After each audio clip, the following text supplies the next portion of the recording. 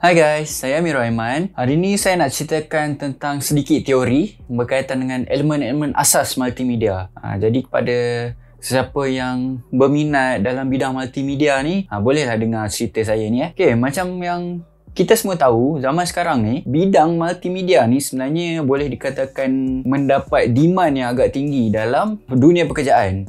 Tak kisahlah dari segi video editor ataupun graphic designer ke, ataupun apa-apa saja yang berkaitan dengan multimedia. Demand tu sentiasa ada. Okay, jadi kalau siapa yang berminat, dia kenalah tahu dulu sedikit tentang elemen-elemen asas multimedia ni. Okay, multimedia ni apa sebenarnya?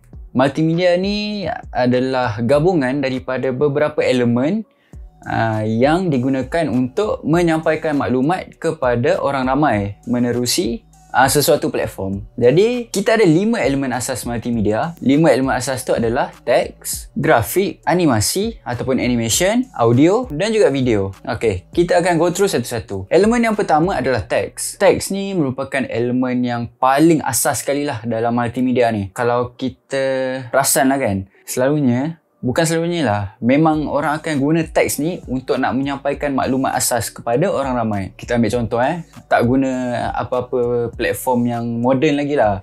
Surat khabar pun dia gunakan teks untuk menyampaikan maklumat kepada orang ramai. Tapi teks ni, walaupun dia benda yang paling asas, elemen yang paling asas, teks ni ada kekurangan sikit lah. Yang mana penggunaan teks yang terlalu banyak dalam sesuatu produk yang kita nak sampaikan kepada audiens boleh menyebabkan audiens kita cepat rasa bosan dengan apa yang kita nak sampaikan. Okay, jadi kalau dengan sekadar teks saja tak cukup. Melainkan kalau kita betul-betul dah pakar, kita boleh variasikan dari segi jenis-jenis font, jenis size yang kita nak guna. Okay, itu elemen yang pertama lah, elemen teks. Elemen yang kedua, kita ada grafik. Grafik ataupun bahasa mudah kita sebut sebagai image. Okay, image ni lagi satu bahasa mudah, gambar lah kalau nak semua orang faham. Okay, image ni kita akan gunakan untuk nak menggambarkan sesuatu keadaan, sesuatu suasana. Kita akan gunakan gambar dalam kita punya produk tu. Tapi bila kita gunakan image, dia hanya sekadar gambar yang statik lah, dia tak bergerak. Kita masukkan gambar, kita masukkan teks, dia jadilah macam backup. Teks tu boleh jadi backup kepada gambar kita. Tu gabungan antara dua elemen lah. Tapi macam yang saya cakap tadi, dia hanya sekadar grafik je lah. Sebab dia tak bergerak kan. Dia menunjukkan suasana yang statik. Terusnya, elemen yang ketiga adalah animasi. Ataupun kita panggil sebagai animation. Tak kisah mana-mana. Animation ni, dia lain sikit daripada gambar, lain sikit daripada video. Bahasa mudah, animasi ataupun animation ni kita boleh sebut sebagai kartun lah. Tu bahasa yang mudah untuk nak menggambarkan animation ni. Dia kartun. Kita kena create dia dalam adalah software yang tertentu untuk nak jadikan animation ni. Macam gambar ataupun video, kita boleh just simply rakam, kita boleh ambil gambar. Tapi animation ni kita kena bina dia sendiri untuk nak jadikan animation tu. Contohnya animation ni dalam bentuk kartun, dia akan jadi macam video lah. Video pergerakan kartun tu. Untuk nak sampaikan apa-apa info kan. Itulah kita panggil sebagai animation. Kemudian elemen yang keempat, kita ada audio. Audio ni selalunya kita akan gunakan dalam produk kita untuk nak menambahkan, orang cakap apa? Kita nak tambahkan preset dalam produk kita. Sebagai contoh bila kita masukkan video ataupun animation, mestilah kita kena masukkan audio, betul tak?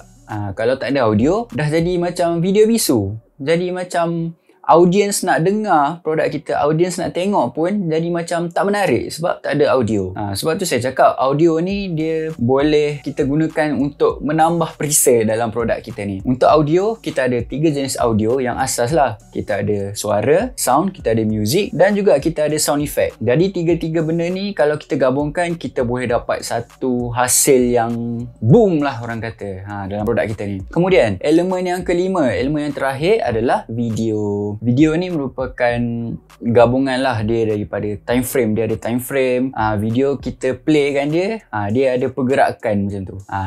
Pergerakan dalam satu time lapse yang mana kita dah tetapkan lah. Bila kita play, dia akan bergerak macam dari awal video sampai akhir. Tu video. Jadi inilah elemen-elemen asas multimedia yang kita kena tahu. Especially siapa yang baru nak berjinak-jinak lah dalam dunia multimedia ni. Ni memang elemen-elemen asas multimedia lah yang kita kena tahu. Jadi tak kisah macam mana kita nak hasilkan produk kita yang berkaitan dengan multimedia, kita boleh guna gabungan-gabungan elemen ni untuk nak bagi produk kita lagi menarik.